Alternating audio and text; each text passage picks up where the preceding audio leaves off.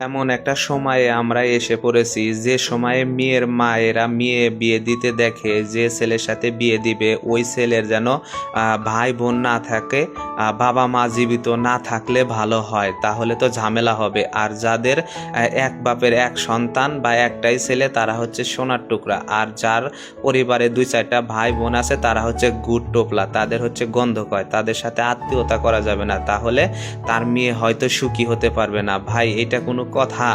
এখনকার যুগের মানুষ নাকি শিক্ষিত? আসলে কি শিক্ষিত হতে পেরেছি আমরা?